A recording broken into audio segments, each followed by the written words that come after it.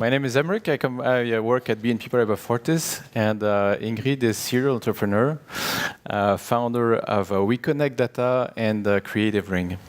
Dan is a civil activist. He's a speechwriter of the European Commission and digital strategist. And actually, it's a fraction of the group of people that have worked ahead of Crowdsourcing Week to sort of really reflect on this digital revolution we're going through, and what are the impacts, and what could we do to really genuinely, really leverage on these new tools to build a collaborative and inclusive society. And the answer was not that simple, and we had a number of discussions with this great group. So I leave the floor now to Dan. There you go. So yeah, the first slide is the big paradox, because one of the first things we recognized is basically two big paradoxes about, how do I go forward? About the society we live in and the concept of globalization. So in this room, we see people from all over the world who came to participate. The previous speakers today, like the House of One, very inspiring presentation, spoke about the participation of people from all over the world. We live in the world, we can see it in the exhibition outside, where someone from San Francisco, Berlin, and Tel Aviv can co-work together and create something new in a very efficient way.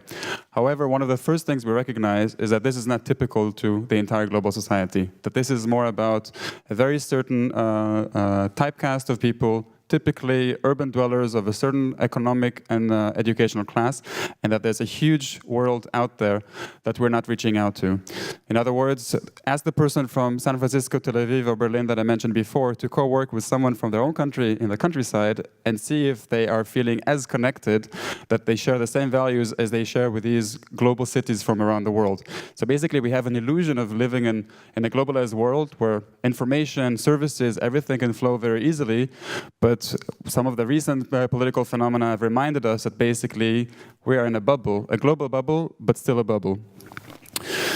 Now, the internet was supposed to solve this problem. The internet came into our lives in the 90s, basically promising us to create a new medium of communication, which is, for once, for the first time maybe in human history, democratic, decentralized, and anonymous. And that's another point we make in the white paper, is the fact that, in essence, it's neither of the three. I will not go into the anonymity, because by now I think we all know that on a given day we leave behind thousands of digital traces, and that's already a given fact that we're all addressing and dealing with. But more about the decentralization and democracy of the internet.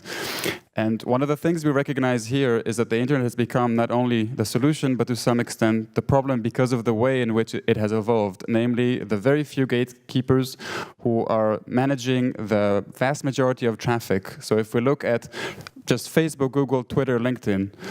Facebook, I don't know how many of you have followed the discussion about what they consider to be appropriate content. If a woman breastfeeding is something that is considered profanity or natural in a public space.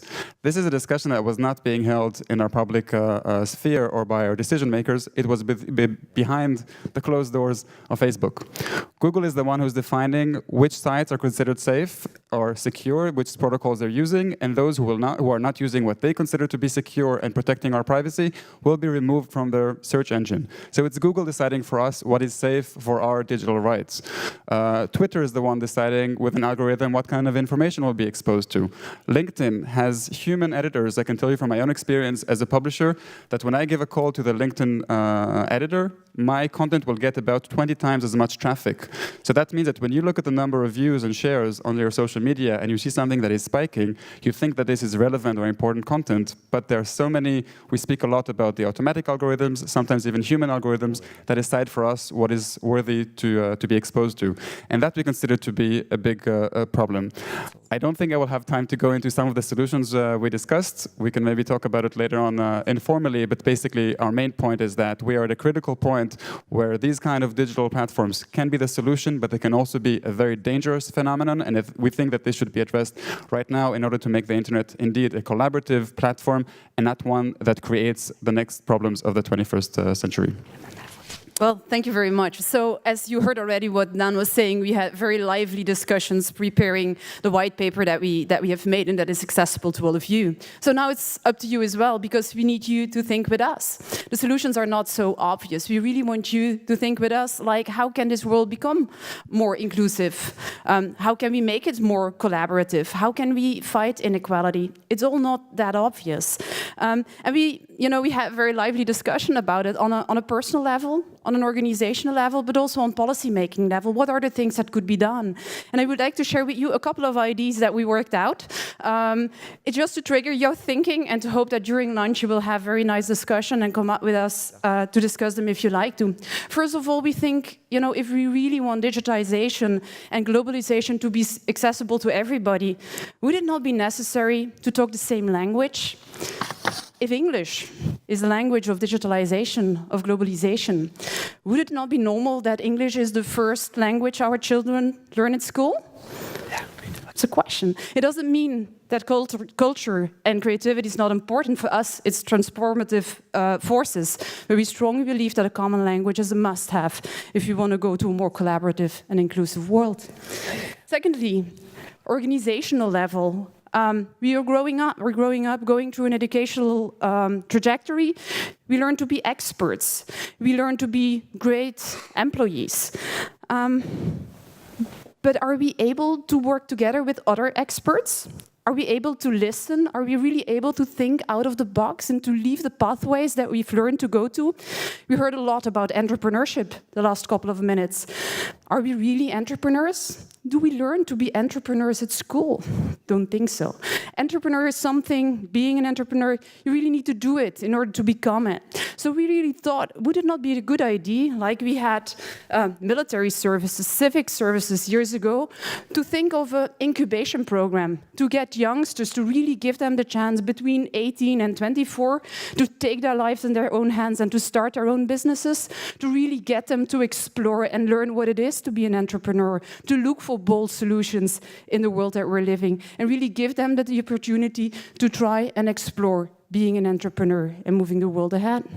And then the last one, we saw BNP Paribas on stage before, like many, many other banks and big organizations, they're really reflecting on the future. Monolithical organizations, matrix organizations are not the future. So there's a new way where an organization needs to go to structure itself, to tear down the silos, to really make sure that collaboration is happening in order to really continue building the assets and building on the people in their organizations. So on a people level, as on an organizational level, we see there's a lot of opportunity to tear down silos in order to really go to a more inclusive and collaborative society. And we need you, and we need the force in order to make that happen. Thank you, Ingrid.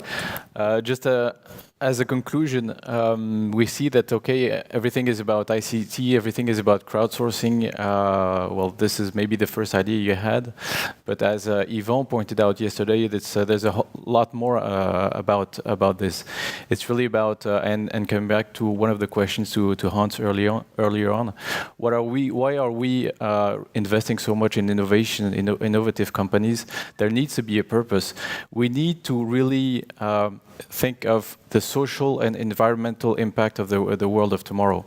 So actually we need to be, again, as it has been said yesterday, we need to be change makers. So it's not only about, being so happy about this digital revolution and being so naive. There are risks out there, as pointed out by Dan. So we need to be change makers. And just a few hints on how we can do this. I mean, democracy 2.0 is really to grasp the opportunities and be part of the conversation.